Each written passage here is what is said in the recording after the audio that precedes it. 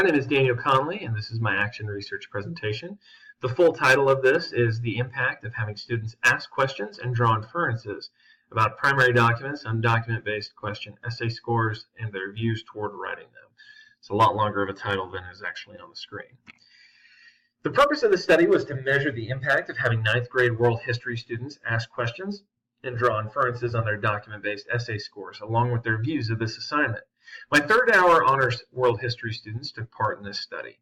Having students ask questions and draw inferences is a strategy developed by the College Board. After completing the document-based essays, student scores were measured by using USD 259's rubric for DBQ essays and were compared to previous scores. The student views of this document-based question assignment were measured through an electronic survey before and after the modified writing assignment. The results show light changes in the average class-wide scores for this assignment, with a combination of improvements and declining scores in different areas. Regarding student views, this study showed nearly a quarter of respondents expressing a positive attitude, up from the previous DBQ, as a result of this new strategy. So, as I began this action research, I was reflecting upon how it seems to me, or how I perceive, that freshmen oftentimes come in and start the brand new school year with a very negative opinion on the DBQ writing process. Students in social studies have to complete this project once every semester, starting as early as 6th grade, all the way until their completion of their junior year in high school. Scores are usually middle of the road, with many doing fine and a few going above and beyond. And of course, there are always some with much room to improve. And so I asked myself the question, how can a social studies teacher simplify and streamline the process of analyzing and writing with documents, all while improving student scores and opinions of the assignment? So I took the pre-test, post-test design. And I got my quantitative data by looking at their performance scores from the official DBQ writing process that we took care of earlier in October, the district mandated one. And the subject for that DBQ was actually what was the most important consequence of the printing press. And so they had to look through 10 documents and then argue one position, what it had impacted the most. And then I compared that data, that quantitative data, after getting those scores, to the data that I would eventually get from the November assignment for this research.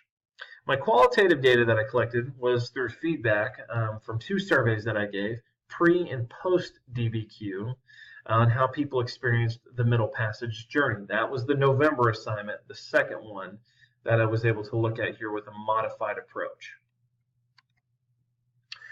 A little bit of information on the DBQ is the fact that up to 250,000 students took this writing process in 2000, and in fact it's been around since the 1970s, but in USD 259 it's district mandated.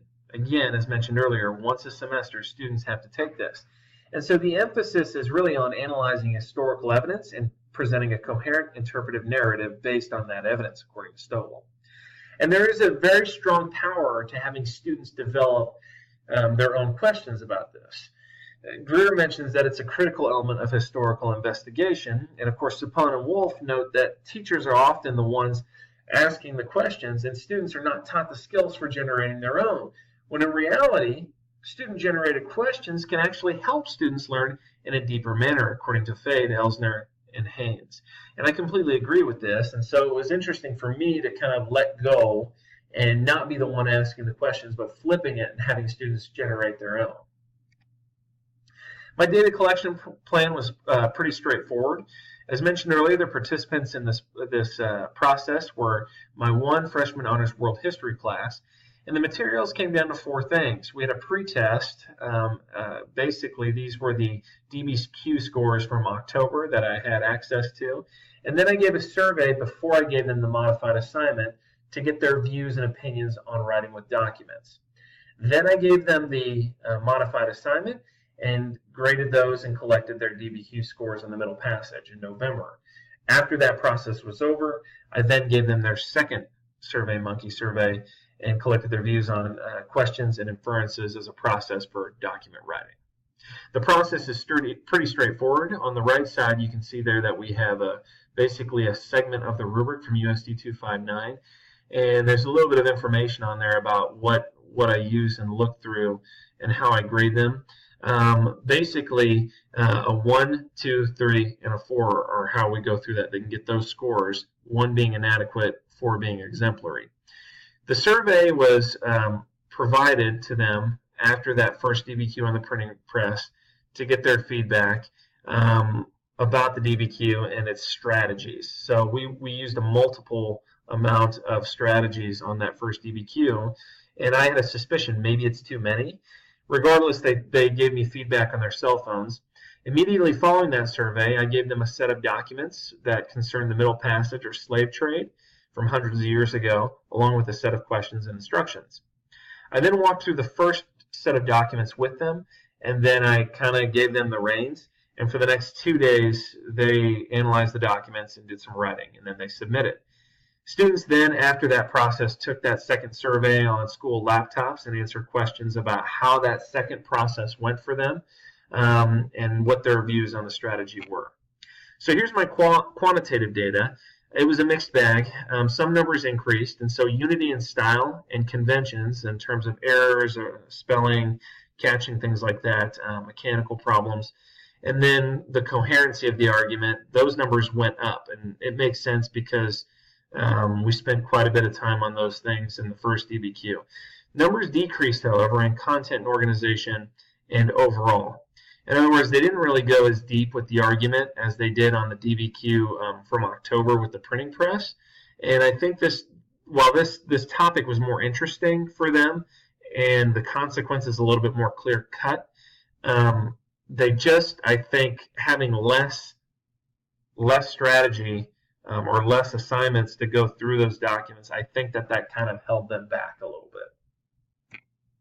Qualitative data in that first survey that I gave them after the very first DBQ, I asked them a few questions, and most of them said that it was about right, the process in terms of difficulty. Nobody said it was too easy. About a fourth said that it was too challenging. And then I asked them the big question here, were too many strategies used? And most of them said yes, there were too many strategies. On the fourth question, I asked them that, what their opinion of the DBQ was coming into high school. And so we had nearly 30% of them saying that they had a negative opinion on the DBQ. And what's great is that actually dropped after we went through that first process. So I'm hoping I did something right to affect their opinions in a positive way. But the big thing that really stuck out to me was this whopping 52% who really had a neutral opinion on it. And so that to me is encouraging going forward. And at this point in the school year, most of them hadn't changed their viewpoints, but some had, this tells us here how some of the numbers had changed a little bit. My second survey collected this information. Most of them, nearly 60%, thought the process was smoother for them, just doing the questions and inference strategy. And their views of writing with documents after that second wave there, 70% said it had not changed. A very small amount said that it was more negative, and nearly a quarter said that it was positive. Most of them, nearly 60%, said it was their ability to write with documents was much better. And preferences aside, most of them actually preferred the second approach that I used for this study of just questions and inferences and less strategies. And 40% viewed that as something that they would like to see, I think, more strategies used going forward. And so here's the outcome of this. Using just the questions and the inferences strategy yielded mixed results. Not as many students have a negative opinion as I would have thought. And so I think there's a small amount who are just more vocal than others. Most students seem to agree that too many strategies were used the first time around. But nearly 60% found that the questions and inferences strategy was helpful and straightforward, but 40% preferred more than that when doing a DBQ assignment.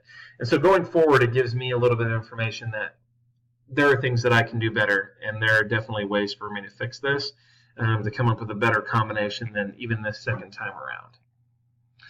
And so I plan to share this information with the Social Studies Department, as the DBQ is a regular topic amongst us, and so department meetings would be a good venue for us to discuss this data. And again, the fact that student viewpoints are not as negative as many of us tend to perceive them to be about the DBQ, which means that we're really not running against the wind as much as we perceive. And so that's a great thing, that we have more of an opportunity to shape it than I think we realize in terms of student opinions of this assignment.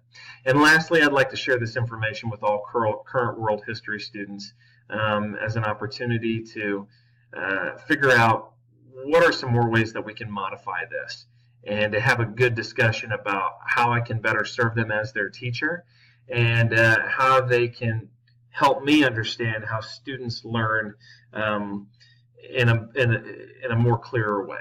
So this is an opportunity, and I really enjoyed this process. Thank you.